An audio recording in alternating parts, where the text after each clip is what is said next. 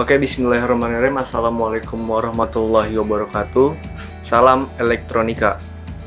Sebelumnya, perkenalkan nama saya Muhammad Habib Hakim Nazili. Saya dari kelas Teknik Elektronika 2B dengan NPM 200101018.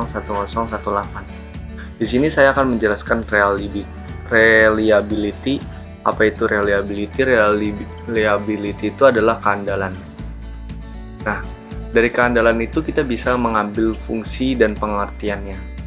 Sebelumnya, dari keandalan ini fungsinya itu adalah suatu probabilitas di mana sistem dapat berfungsi dengan baik pada periode tertentu atau periode T.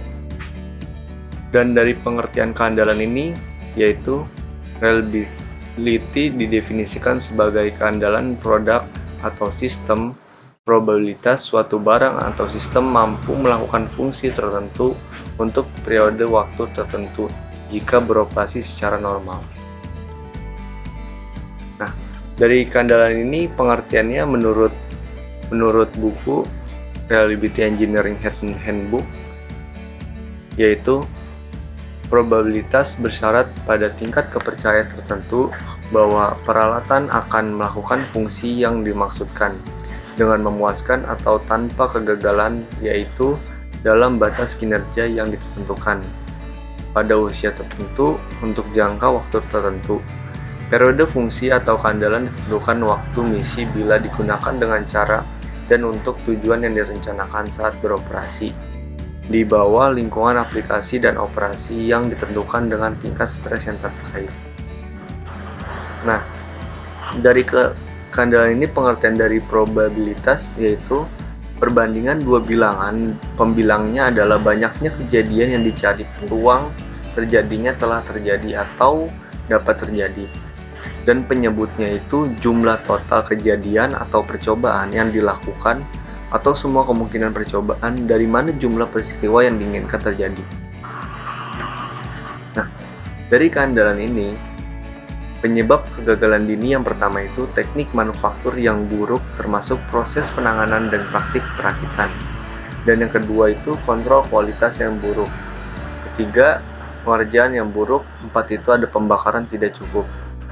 Nah, di sini ada banyak lagi. Yang kelima itu ada pembobolan yang tidak memadai. Terus debu tidak memadai. Yang ketujuh itu bahan di bawah standar. Selanjutnya bagian di bawah standar. Dan mengganti komponen yang gagal dengan yang tidak disaring. Selanjutnya, bagian yang gagal dalam penyimpanan atau transit karena tidak benar pengemasannya. Dan yang ke-11, bagian gagal saat diberi energi untuk pertama kalinya karena lonjakan yang tiba-tiba. Dan yang ke-12, kontaminasi. 13 itu kesalahan manusia, 14 itu pemasangan yang salah, dan yang terakhir itu startup yang tidak tepat.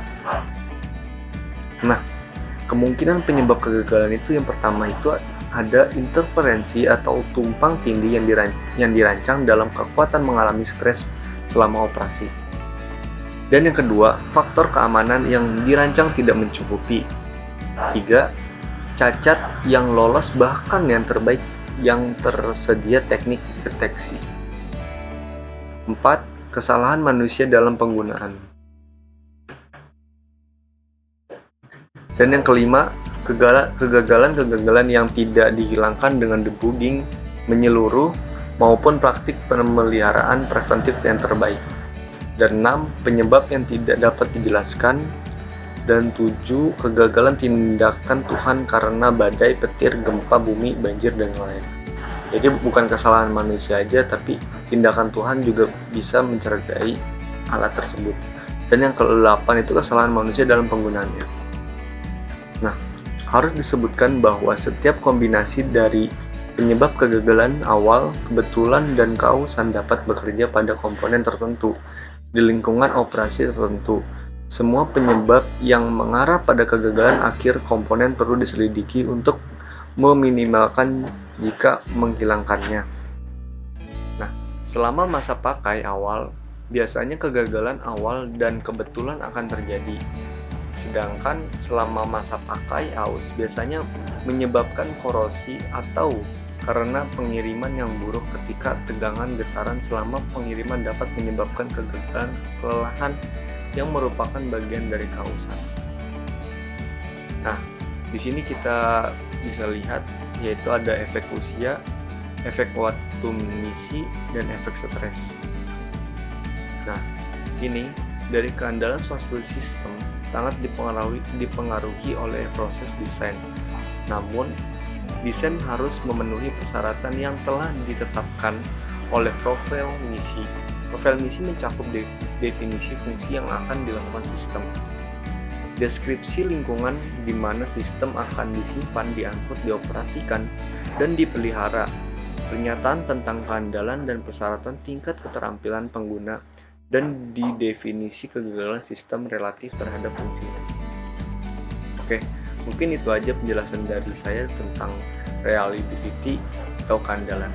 Mungkin apabila ada pertanyaan bisa bertanya melewat email atau WhatsApp saya. Sekian dari saya.